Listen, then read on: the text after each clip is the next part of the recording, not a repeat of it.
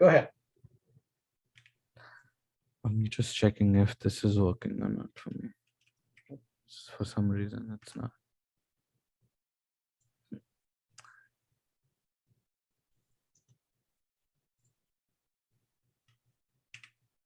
Okay. Good afternoon, everyone, and good morning for some. And thank you for joining us thank you for joining us in the AME GSC seminar series. For those who have not been a part of the seminar series, we always conduct such seminars in fall and spring semesters, and this is the first of the spring semester seminar series. And so today we are being joined by Dr. Ghamarian. And before we start, I just want to give some introduction to our team and what we do. And so this is our team. Myself, I am the co-chair along with Rachel, who is also on the Zoom call with us today. Publicity is handled by Reza and Avinash. And then we have a huge support team with Anirban, Emmanuel, Swapnil, Nasli, Philani, and Andrew. And they take care of all the other aspects which are very important for a student organization to run. And so their help and support is immensely appreciated. And then Professor Mistry is our mentor, and he has been our pillar and rock for years that have come by. And so students who are at OU and want to be a part of AME GSC, they can come to our weekly meetings, which are held at 4 p.m. on Fridays. This can be changed based on your availability. So if you are not available at 4 p.m., we are pretty flexible about it, and so we can make those accommodations. So if you want to be a part of it, please email Rachel Rachel and I. We are available on these email IDs, and yeah, we would love to have you in our weekly meetings. And so if you are not a part of GSC yet on the Engage page, I would take 5 seconds of your time to scan this QR code. This will directly take you to the page where you can just join the group, and then your invitation will be accepted by one of our team members, and then you will be in our emailing list for any of the activities that happen in and around OU, and also regarding GSC seminars that are going to come up. So I'll take just 5 seconds of their time.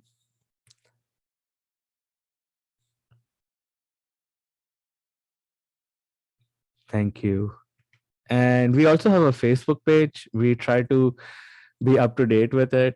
We always post the seminar related information on Facebook. We do not put our meeting IDs and passwords there, but if people are interested, they could always reach out to us through Facebook, and then we could personally send them the ID and password, so that there is no Zoom bombing that is fairly common when the IDs are in public domain. We also have a YouTube page, and so all of our seminars are uploaded there. You can have access to our emails, and if you miss a seminar that you really wanted to attend, you can always catch it up back on our YouTube channel. And then if you feel that it's an important seminar, you are more than welcome to share it with your peers, and we would love the word to be spread around. And for OU students who are graduate students, we have a Dave and Susan Bird team room, which is a community room where we have all the amenities that graduate students would need. So if you are in need of a quiet place on campus that you would want to access and want to focus on your paper, study for your exam, or just I just want to hang around until the class starts at a certain time, you can have the access to Bird Room. We'll send out emails regarding this. All you have to do is send us your OU ID numbers, and we'll make sure that you have access to the Bird Room. There are certain rules and regulations for using this room, which will be emailed to you and are posted close to the room as well. And we'll also be sharing a Google link or Google form for today's seminar. So please do not forget to sign up. It helps us to show the participation and attendance to the Graduate Senate, who then help us in funding for some of the seminar series. So your help will be appreciated. There are two other upcoming events. Another professor of ours, Dr. Dong Zhang, will be giving us a seminar on adaptive control for lithium-ion batteries and electrochemical models. And then we have another speaker from India who would be talking about CBDCs and their early considerations. And she is an economist by profession. So if you have any interest and inclination in knowing about economics and that specific area, I welcome you to join the seminar on 17th. And then for today's seminar, we have Dr. Ghamarian. Dr. Ghamarian is one of our new professors who joined the OU AME team, and he's looking after the metal additive manufacturing part, that specific research area. And I want to extend this invitation to Dr. Ghamarian. First of all, welcome, Professor, to AME, and I hope you had a really good first semester here. And we're really looking forward to your seminar today. Hello, everybody. First of all, I'm very thankful for inviting me here to present my research. I greatly appreciate it. And I'm very excited that I have the opportunity to be part of the OU community. I believe with the help of all people here, we can extend our additive manufacturing program a lot within the next couple of years. So I'm again very thankful for inviting me today. So do you like me to share my screen and you start recording? We've already started recording, so just go ahead and share your screen. Yeah. Okay, sure. So I will. So probably now you can see my screen. And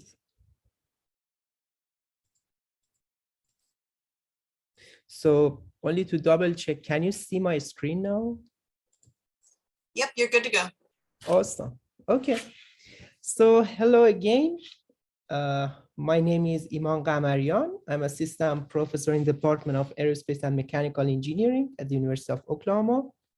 Today, I'm excited to talk about a very important problem that we have in additive manufacturing of metallic materials. So the title of my talk is on accelerating the adoption of additively manufactured metal components by understanding the relationships between processing, microstructure, and properties in high-performance structural alloys. This presentation is made by the majority of the research that I did during my master education, PhD, and postdoc.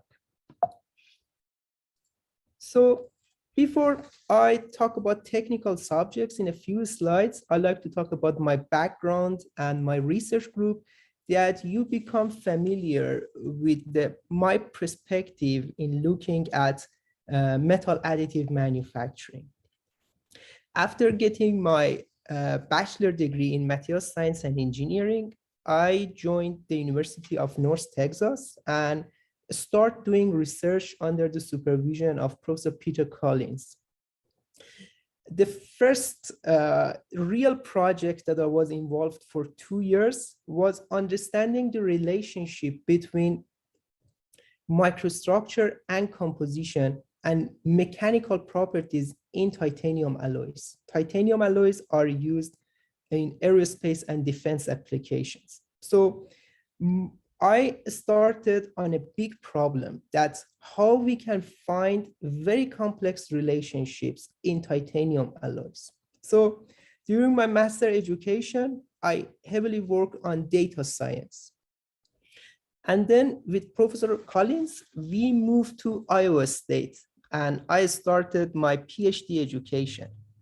Again, I look at the same problem, means finding the relationship between microstructure and composition and the performance of the materials, but this time from another perspective, how we can use electron microscopy as a characterization tool to do a better prediction of the mechanical properties based on the internal structure of materials.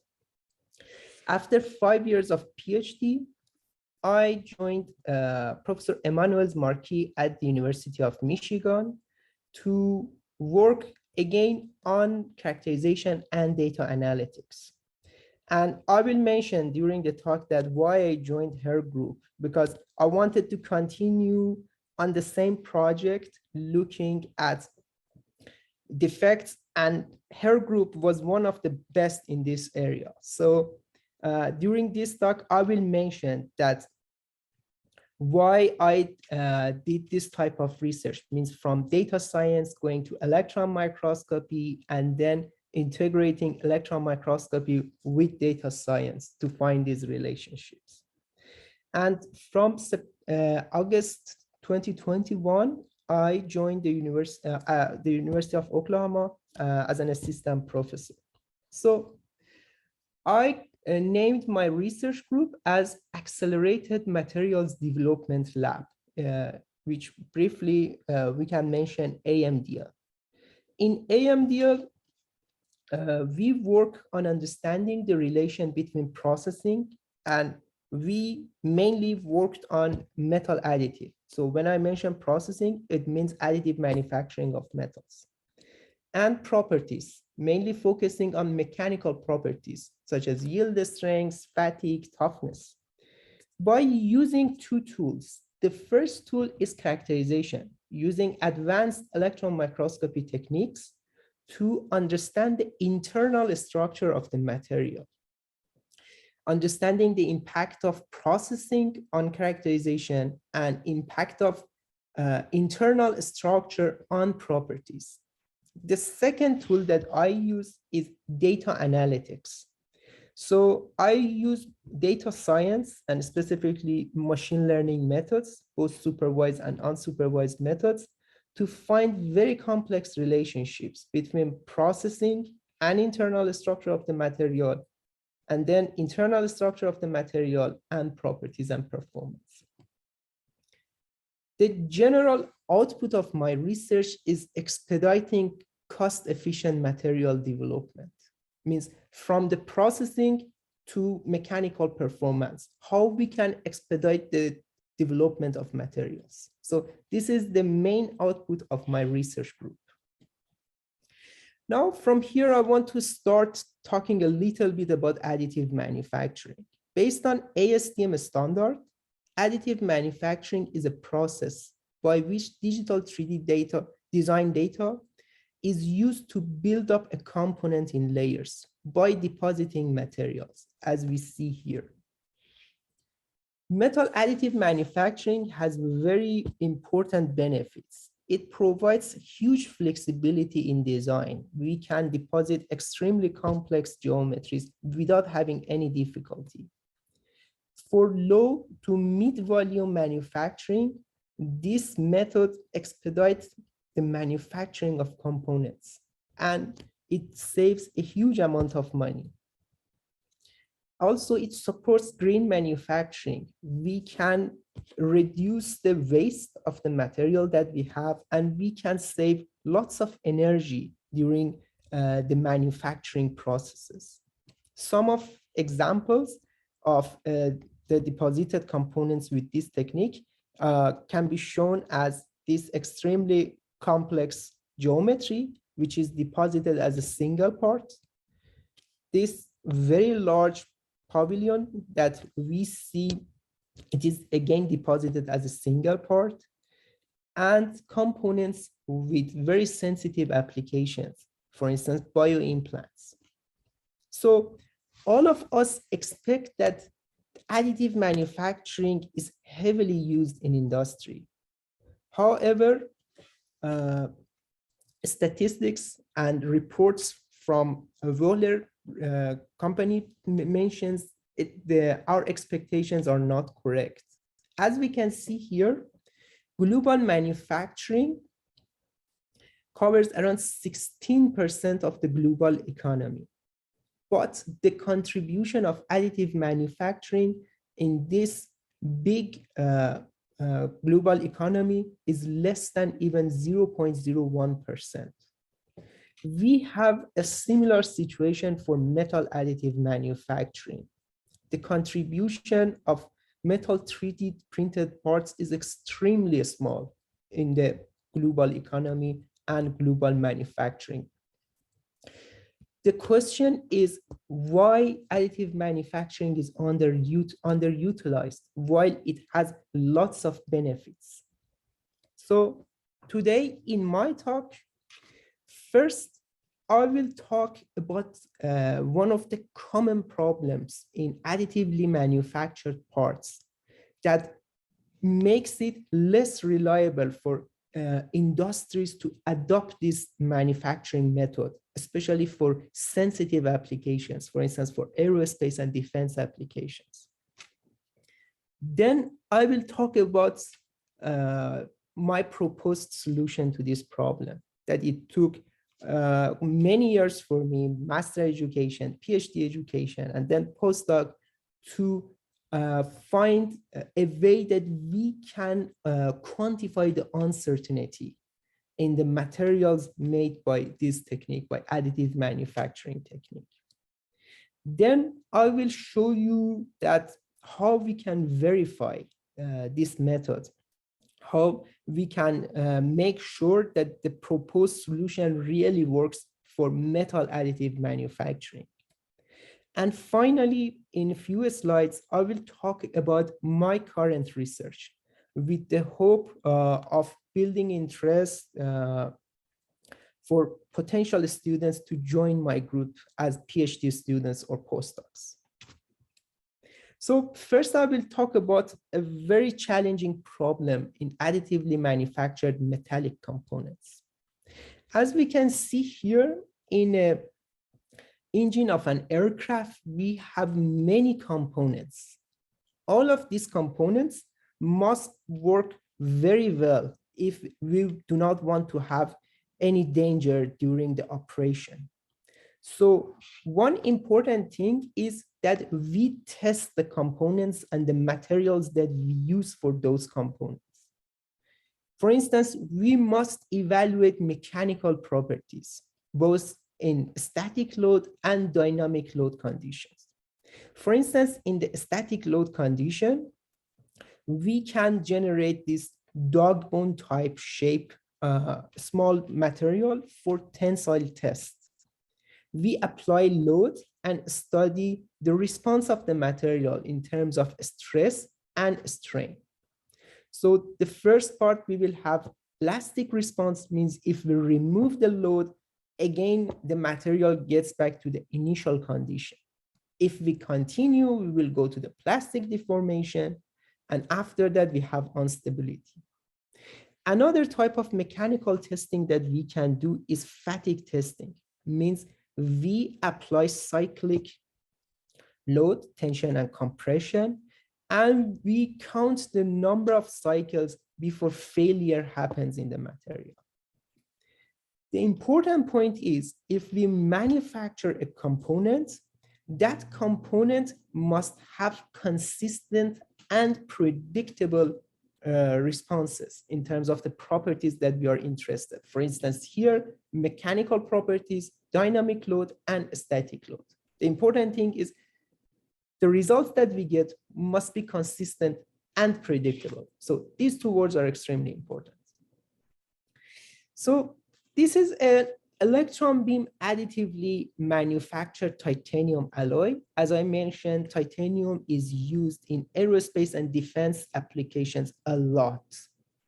This is a small chunk of a material. As we can see, the length scale here is 1 centimeter. So this can be a very small part of a big component that we have. We try to see that what is the mechanical response. Only static means the simplest type of response that we can get from a material. We prepared series of tensile samples from 2 different regions. As we can see here, this is zone A, and this is zone B. And then we did tensile experiments. As we can see here, we have a wide range of mechanical response in a very small chunk of a sample. So it shows that if we have this part, only this part, in the very critical components, and as we can see here, it has very poor mechanical response. The mechanical response is not very satisfactory. So if a crack or a failure happens here, then the entire component, a big component that we made, will fail, and it may lead to a catastrophe. So the main challenge in additively manufactured metallic materials is local variation in mechanical properties. As we can see here, in a very small region, we have a wide variation in the mechanical response. The story is even worse. In addition to location-dependent location-dependent mechanical responses, we have orientation-dependent responses as well. As we can see here, if we prepare different samples for tensile tests from different directions, we can have 10 to 25% fluctuation in the mechanical response. So it shows that if we want to manufacture a very sensitive component, we will have lots of big challenges, both in spatial distribution and orientation distribution of the mechanical response. So the question here is, what is the source of this problem? Why do we have a wide variation in the mechanical response? Should we blame additive manufacturing as a method which makes these problems? Or should we blame material that we use? We say that there is a problem with titanium, that it is not good for additive manufacturing. The answer is both of these are contributing in the local variation of the mechanical response that we have. So up to here, I introduce a couple of critical words. First, I talk about processing, and I mentioned that it has there is some relation between processing and material, specifically here metal, that both together impact the properties. We will talk more about this relationship in the next couple of slides. Here is an example of what I just summarized in the previous slide. Here is a shot peening process that we throw very hard spheres to the surface of a metallic material. And we try to change the internal structure close to the surface with the hope of engineering the mechanical response of the material. As we can see here, we apply small deformation and small stresses to the surface of the material. Now let's see what happens to the mechanical response. Here I show hardness, means resistance against deformation, with respect to the depths. So we only treated the surface of the material, and we like to see what happens in terms of the hardness at different depths, means distance from the surface of the material. You see that there is a big difference between the treated sample, means the one that we use this shot peening method, in comparison to the as received method, especially close to the surface. So here that we get an idea of what is this length scale. The diameter of our hair is around 50 microns.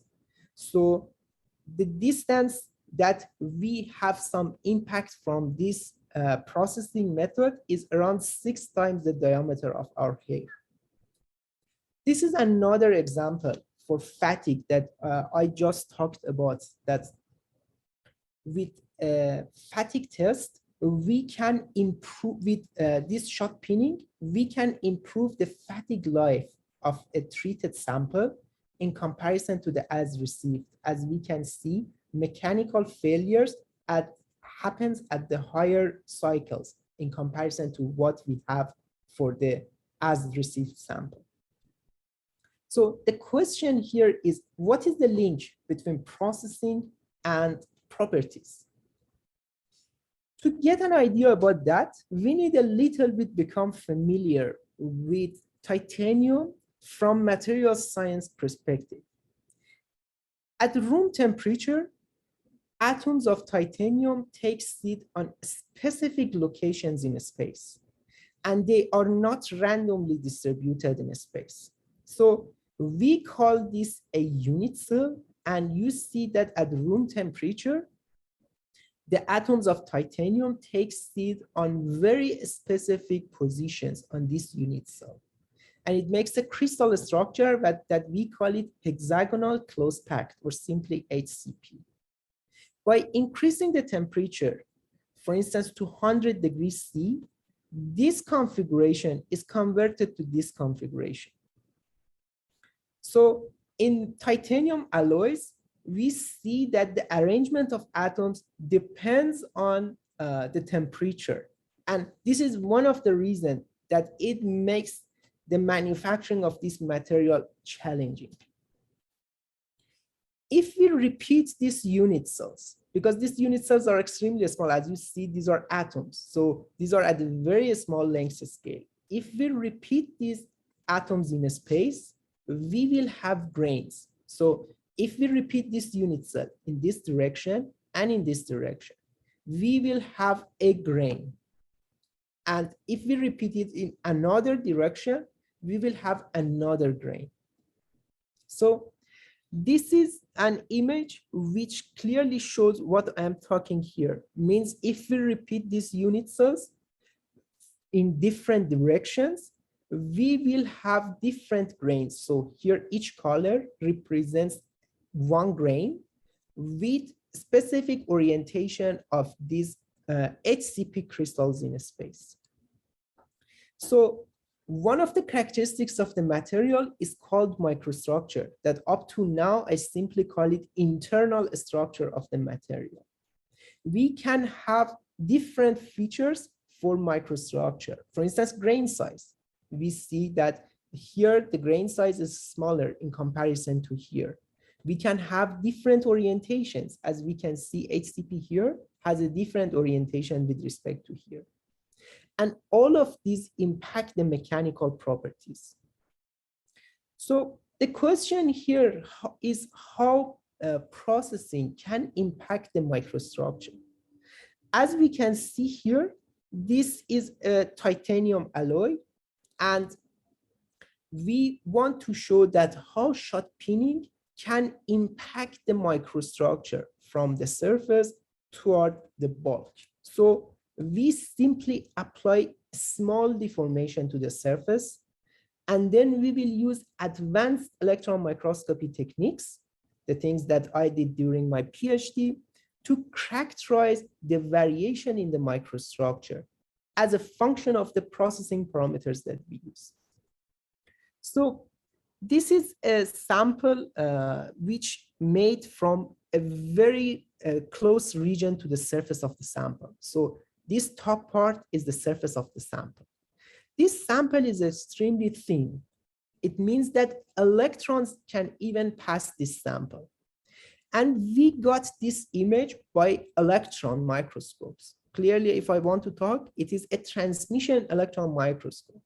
Means we apply a very high voltage electrons to the surface of this sample to characterize the grain size, the microstructure evolution in this sample. As we can see, we have two very diverse microstructures here, extremely fine, very close to the surface, as you can see here. And then we have a little bit larger grain sizes in the material. So the first thing that we learned up to now is processing impacts microstructure. The second one that we would like to learn is related to the configuration of atoms in space, the arrangement of the atoms in space. If we use electron beam as a wave, the interaction of wave with this arrangement of atoms in space can help us characterize and learn how atoms are distributed in space. So if we hit electron as a wave to this region, this area that we can see here, we see the interaction is very constructive and it makes a very nice diffraction pattern. It tells us the arrangement of the atom here is close to the equilibrium condition. Means atoms take seat in positions that we expect. In contrast, if we look at this region, means severely deformed region, the region which was impacted a lot by the processing method that we use, which was shot pinning, we can see that the diffraction pattern is very distorted, which mentions that we have lots of defects here. This defect is called dislocation, which distorts the arrangement of atoms in space. So processing also impacts defects and their evolution, the number density, their spatial distribution. All of these things are affected by the processing method that we use.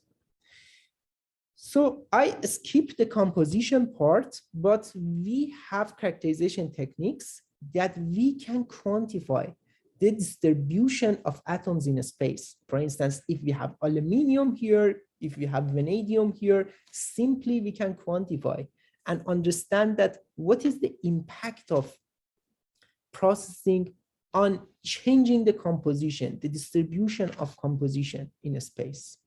So now we have a better idea. We mentioned that processing impacts these three parameters. And because of the variation in these three parameters, means internal structure of the material, we can have different properties. So now let's get back to additive manufacturing. In the previous slide, I was talking about shot pinning, that simply we get some idea that how processing can impact properties and microstructure evolution. Here, I want to show that in the case of additive manufacturing, variation in the microstructural features is considerably a lot. So here we only showed 3 layers of a deposited metallic material. As we can see, these are 3 layers. And the length here, the length scale here is around 2 millimeters. I did hardness test only inside 1 grain. Because we are inside 1 grain, we expect that we have more uniform mechanical response. But the hardness results shows that we have a large variation in the mechanical response. We used a technique called orientation microscopy to see what happens to the internal structure of titanium when we deposit it using additive manufacturing technique. So I studied these 2 regions. As we can see, this color matches here, means close to the grain boundary, and this is the grain boundary, as we can see. And this is in the middle of the grain.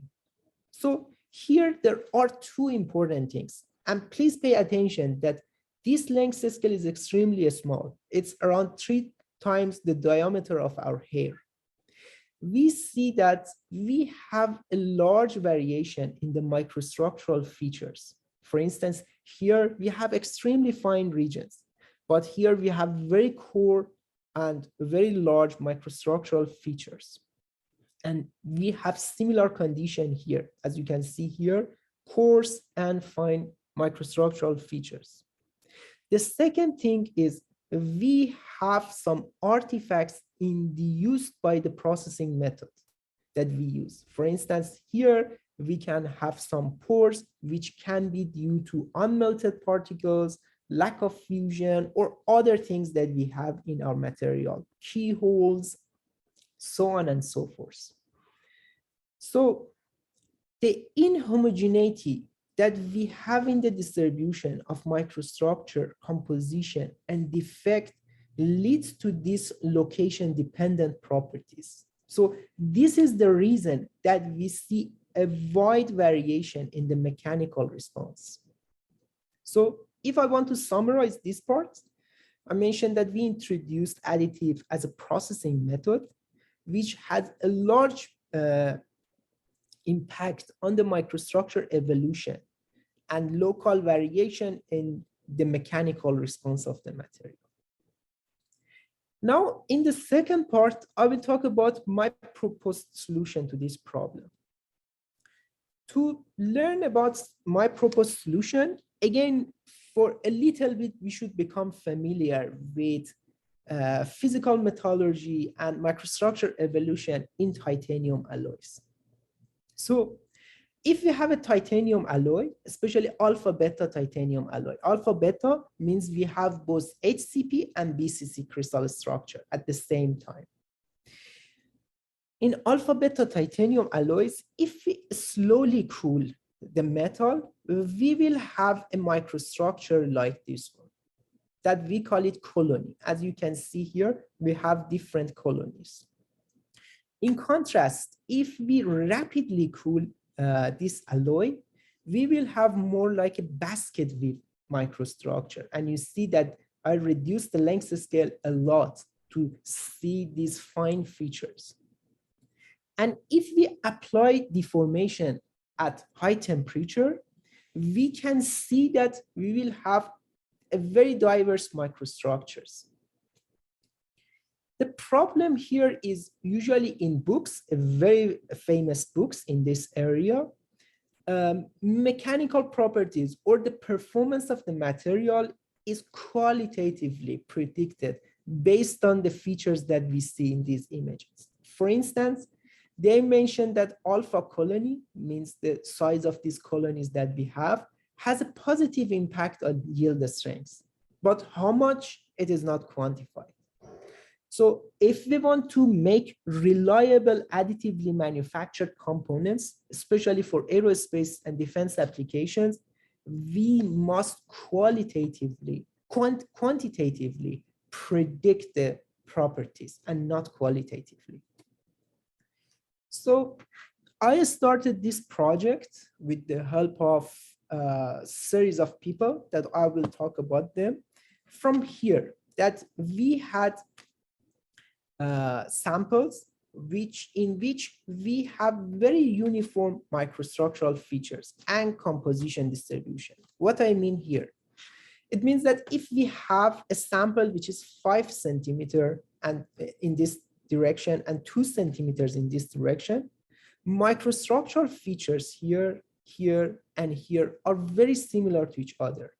So first, we did not use additive manufacturing method to deposit materials, because if we wanted to deposit with additive manufacturing method, we could get very diverse microstructures. Here we like to get very controlled microstructures. That's the reason we use arc melting machine to make our initial samples for a wide range of compositions, as we can see here. Then we applied different thermomechanical processing to them to diversify the microstructure evolution.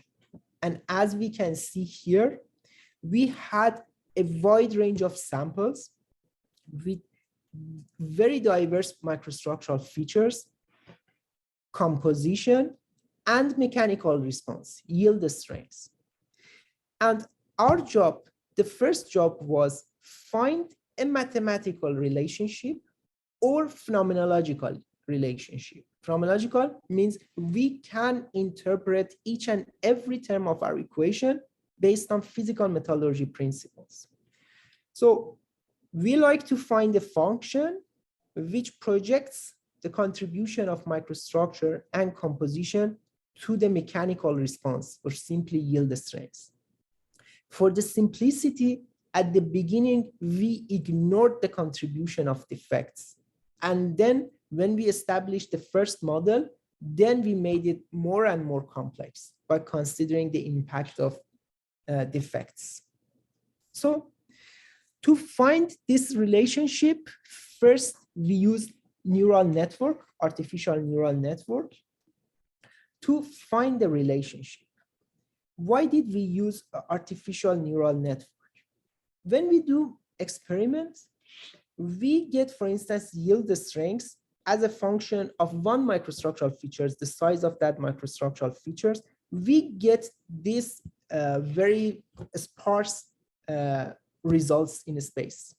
So the point here is we cannot simply understand what is the impact of EQX alpha size as a parameter on this yield strength. The reason is if we change one parameter, all the other parameters will change. And what are those parameters? Here I show, for instance, concentration of aluminum, concentration of vanadium. These are composition, for instance, compositional parameters that we have, and some microstructural features. So let's think that we have these 8 parameters and we like to understand their impact of these yield strengths. So I showed that if we change one parameter, the other parameters will also change. And with experiments, simply, we cannot find these relationships. The ideal case for us is we use a technique which helps us to find the impact of each and every variable independent of other variables on the yield strengths. For instance, we say that if we increase the EQX alpha size, the yield strength decreases. For this purpose, we use artificial neural networks, which are inspired from the interaction of neurons in our brain. We see with our eyes, and those would be input for neural networks in our brain to make a decision and do an action.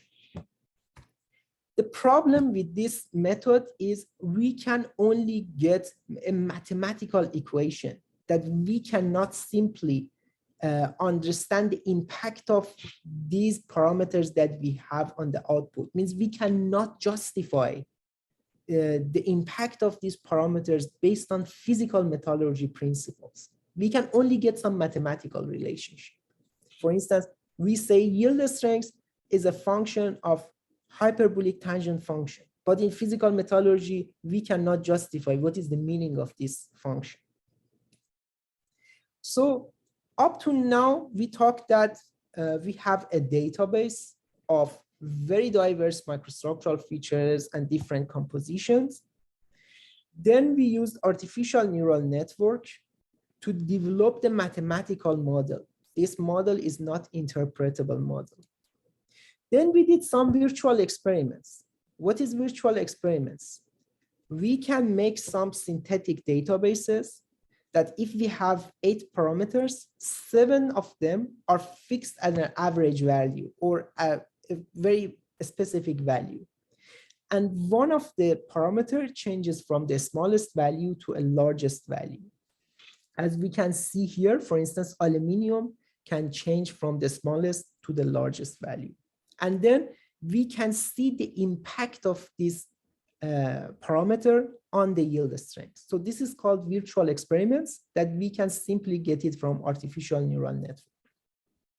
Then based on the physical metallurgy principles, we can propose phenomenological equations. And then by using genetic algorithm, which is a optimization technique, we can try to minimize the difference between the virtual experiment results of the phenomenological equation with respect to the neural network results that we have.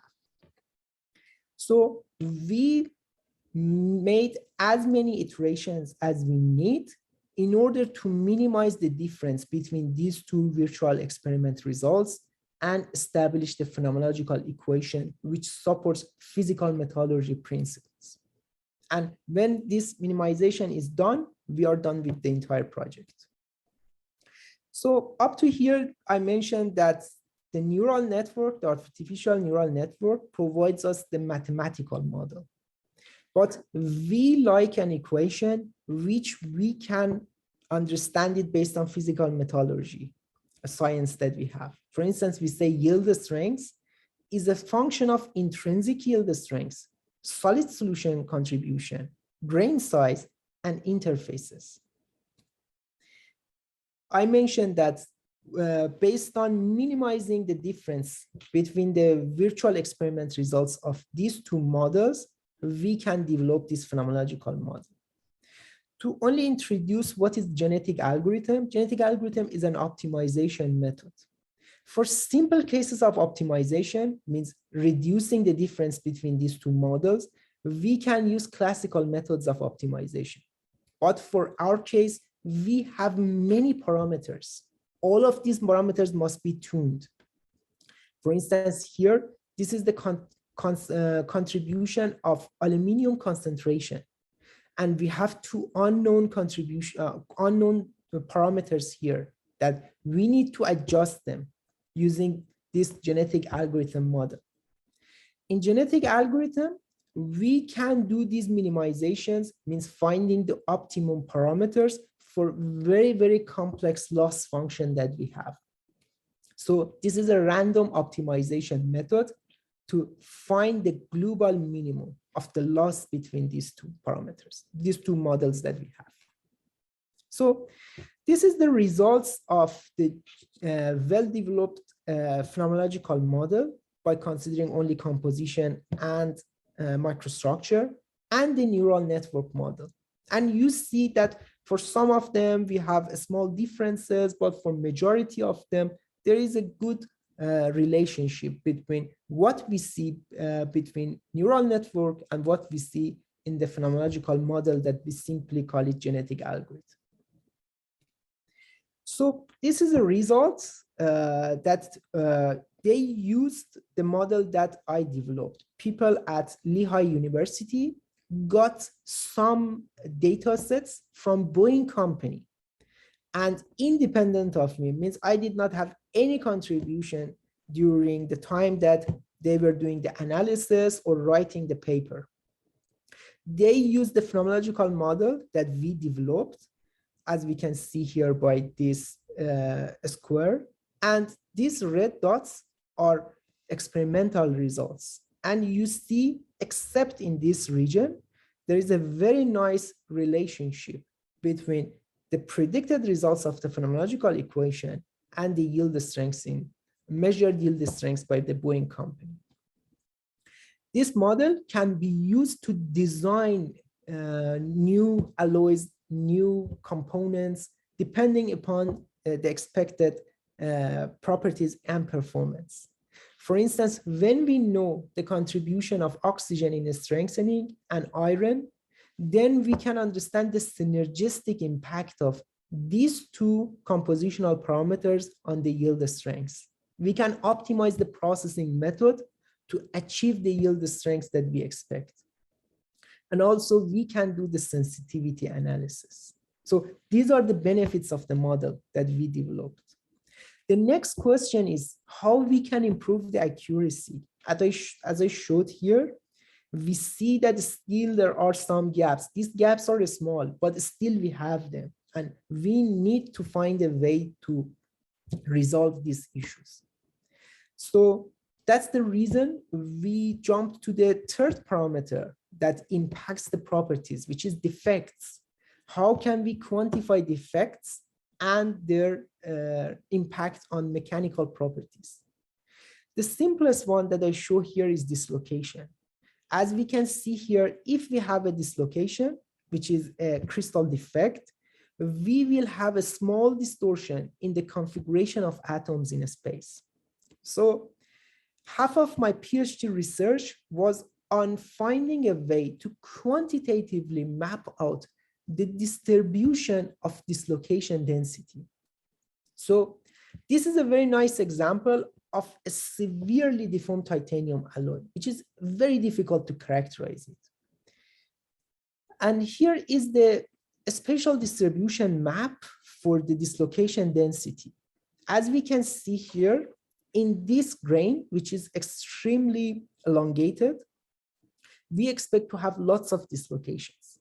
So, and this map, the color represents the dislocation density. We see that we have lots of dislocations in this area.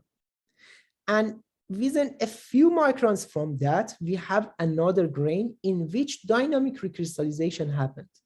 When dynamic recrystallization happens, we erase these defects and we have dislocation-free grains. And we can see from the curvature of the grain boundaries that we have a dislocation-free region, means a region in which dynamic recrystallization happens. And the black color here represents the area in which we have dislocation density below the limit that we can detect. So the method that I developed can help us to quantify the defect distribution in a space. And the novelty of my work are related to more accurate estimation, means previously people work on this subject, but we made it far more accurate. And the second one is less sensitivity to large deformations. So the next question is, how can we apply these maps to the phenomenological model that we have? This is a work done a couple of years ago by some people in, I think, Oxford University. And they showed that if we know the accumulation of dislocations with respect to grain boundaries, we can quantitatively estimate their contribution in strengthening. So in our case, because we map out the dislocation density distribution, simply by quantifying the distance of each and every pixel of this map with respect to grain boundaries, as we can see here, or triple junctions, we can map out the configuration of dislocations with respect to grain boundary and with respect to triple junctions, and understand their contributions in strengthening. So up to here, we talked about processing, the contribution of processing on microstructure, defect, and composition evolution, and then the impact of these three parameters on properties. We developed a phenomenological model by making many different samples which were completely controlled to have uniform microstructure to establish a phenomenological model. Now it's time to show that this model really works in additively manufactured titanium alloys, especially titanium alloys, alpha beta titanium alloys. So let's get back to the additively manufactured sample that I initially showed, only a small chunk of it. So the sample is as large as this, and we received it from Siaki company located in Chicago. We prepared many tensile samples from different orientations and different phases of this. And then we applied our model to the characterization results of these samples. And then we compared the predicted results with respect to the measured results. So you see for 3 different post-process samples, the majority of the measurements are within the 5% error, which is pretty good. And for some of them, still it shows that we need to work more to make the model more and more accurate. For instance, we should work on the statistical distribution of interfaces, quantification of local composition, and also exploratory analysis of pores, those type of defects that we have. So I will talk about the first 2 in the next 2 slides. So here is another half of my PhD research, that how we can quantify the distribution of grain boundaries in a space. Grain boundaries are 2D defects, as we can see here. These are interfaces between different grains that we have. And as I showed, these colors show different orientation of these crystals that we have. So if we want to characterize grain boundaries, we need to have 5 parameters. 2 of these parameters represent the normal direction to the grain boundary plane that we have here. And 3 of these 5 parameters are related to the axis and angle that of misorientation, or simply call it rotation, that we need to apply to this crystal structure to reach to this crystal structure. So after doing lots of analysis, this plot shows that the distribution of grain boundary plane for this axis and angle of misorientation means 61-degree angle along 2 bar 1 bar 1 0. And the color here represents the grain boundary plane population, which was normalized with the random distribution of these interfaces in space. So the unit of this color is multiple of random distribution. We see that we have very specific interfaces. For instance, close to 0, 1, bar 1, 1, we have 180-degree twist grain boundaries. Or this arc represents this arc here, which is 180-degree twist grain boundaries. The results that I got here are well consistent with the molecular dynamic analysis done by Professor Bayerlin, which did at Los Alamos National Lab, and now she's faculty at University of California, Santa Barbara. We see that she predicted that for bar 1, 0, 1, 1 means exactly this plane that I predicted here. The minimum energy is for 61 degree, as we can see here, and for the tilt axis of 1 bar to 1, 0, as we can see here.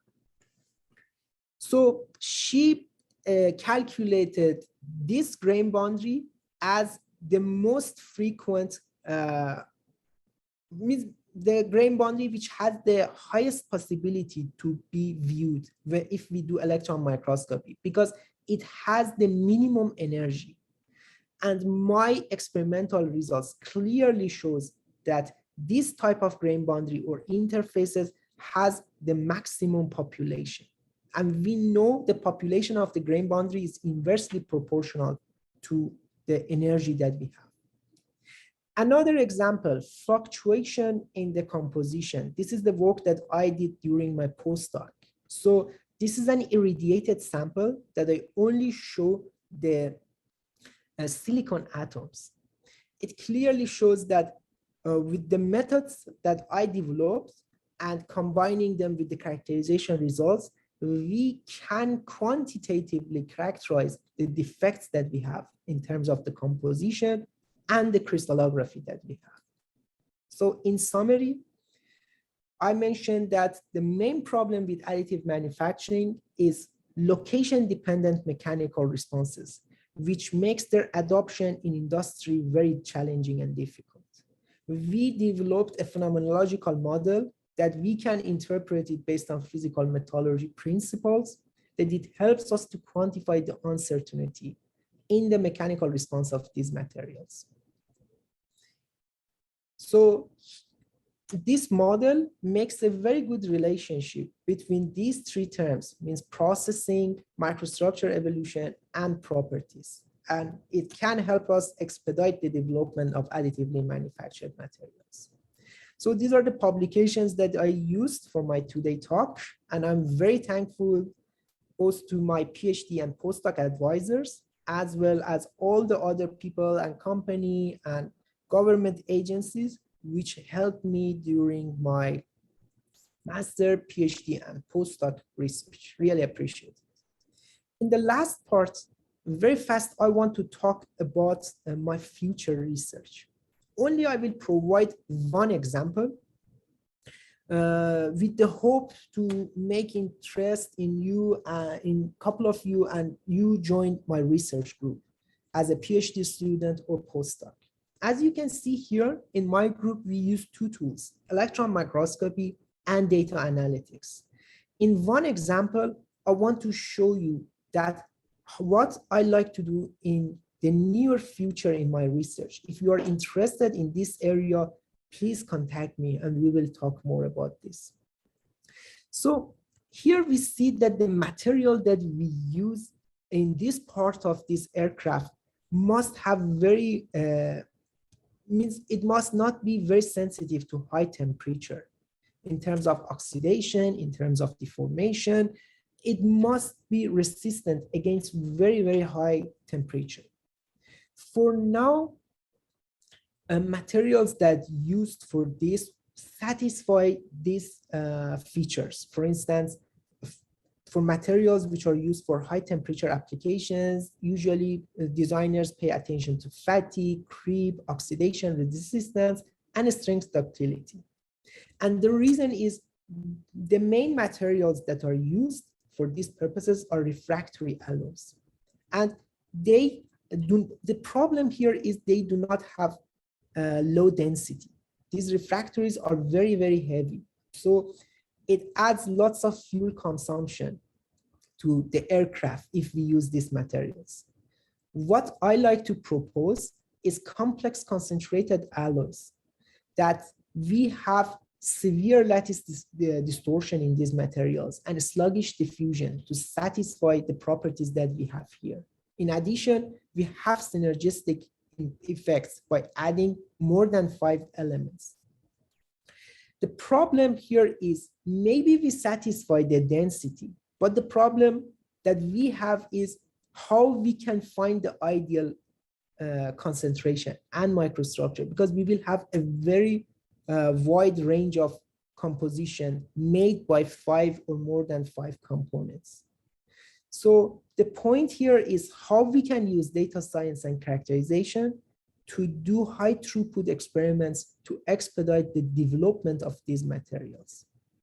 So I expect that we developed a new science related to complex concentrated alloys and help industrialization of these alloys.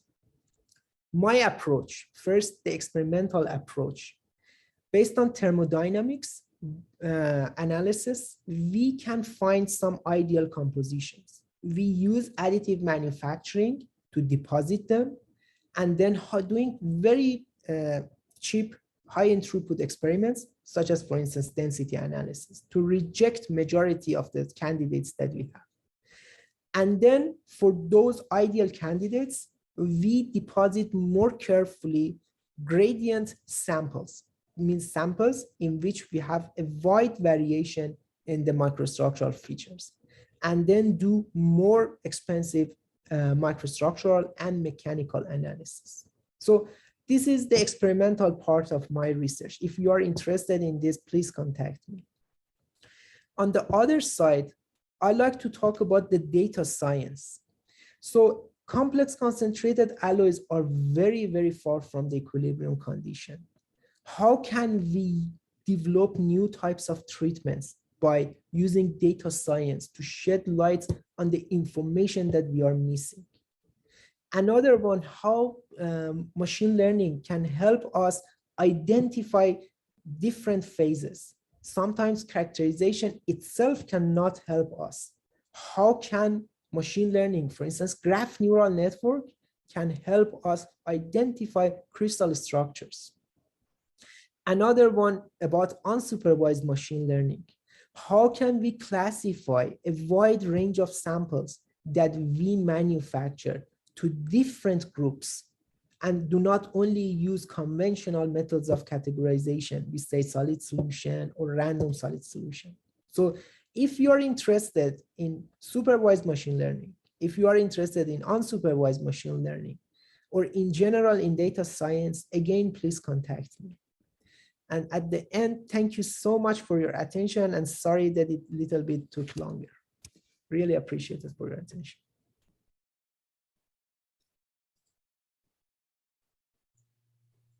Thank you so much, Dr. Ghamarian. I think now we'll open this up for some questions. If anybody has any questions for Dr. Ghamarian. I have one. Oh, sorry, but I can let somebody else go first because it might be a little bit long. Okay. Yeah. Or sorry, let me turn on my camera. But hi, Dr. Ghamarian. My name is Manuel De Leon. I am a PhD student in mechanical engineering, studying metal additive manufacturing, more specifically the laser powder bed fusion method. Nice. And thank you for your talk. It was a great talk. It was really valuable information you shared. The question I want to ask is that you've mentioned that AM products have location-dependent properties. I noticed that most of your research work was dedicated to characterization of mostly standard components. Have you experimented with non-standard or even complex geometries?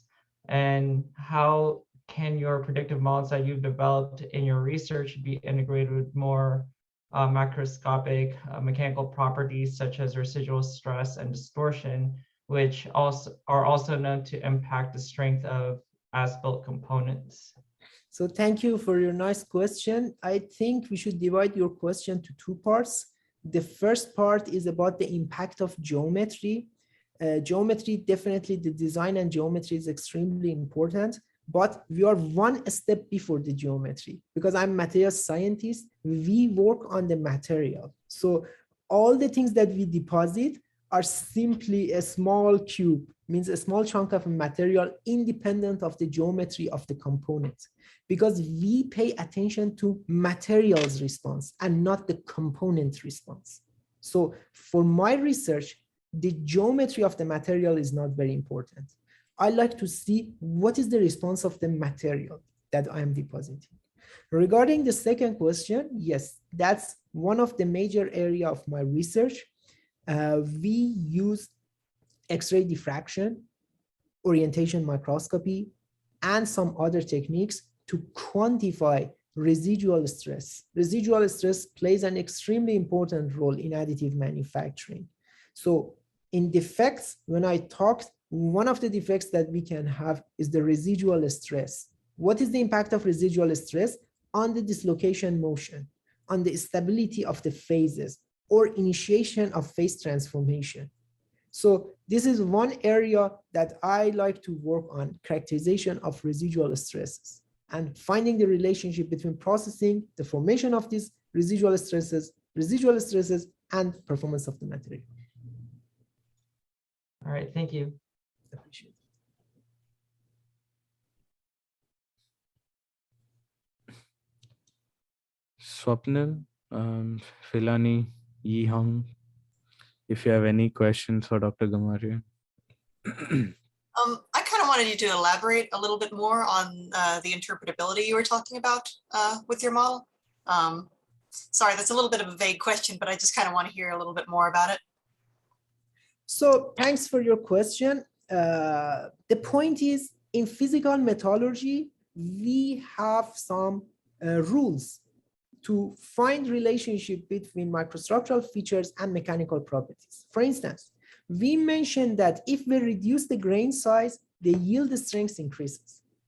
This is called Hall pitch strengthening. The initial model that I developed, the artificial neural network model, is only mathematical. So it cannot justify that what happens when we reduce the grain size, the yield strength increases. In contrast, the physical metallurgy principles helps us to develop the phenomenological model that we can understand why reducing the grain size increases the yield strength. For instance, we mentioned that when we reduce the grain size, the number density of interfaces increases. And those interfaces block the motion of dislocations. Blocking the motion of dislocations increases the strength. We need to apply more load if we want to have deformation.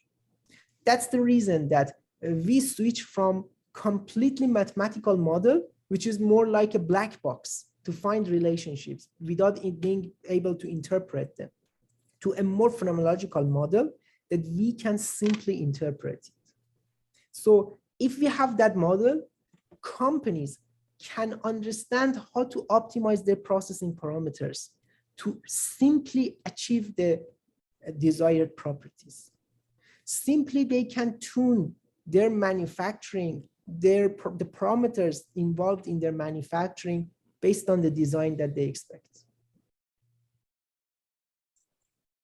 Okay. Thank you. Avinash, Swapnil, Filani, if you have any other questions, if not, then we'll probably stop the recording and then just chit chat a bit. No, I don't have any questions, but I really like the presentation and I'm actually really excited for the metal additive lab which we are going to set up with Dr. Yin Tao Liu and yourself. So that's going to be an exciting thing for the future.